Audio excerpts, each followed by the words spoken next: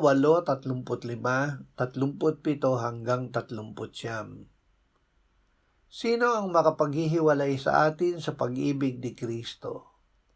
Ang kahirapan ba o ang kapighatian o ang pag-uusig o ang tagutom o ang kahubaran o ang panganib o ang tabak? Sa lahat ng mga bagay na ito, tayo'y higit pa sa mga nagtatagumpay sa pamamagitan niya na sa atin ay umibig.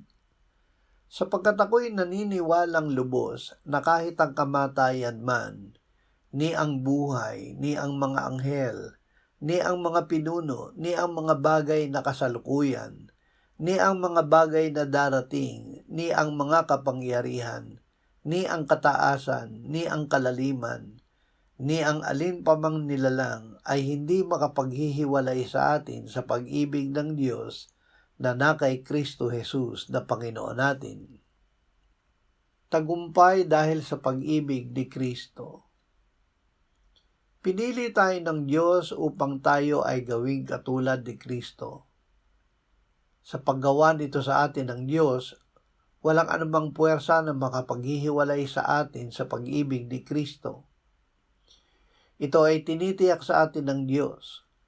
Kung ibinigay niya ang kanyang anak, ibibigay din niya ang lahat ng kailangan natin upang tayo ay magtagumpay hanggang wakas.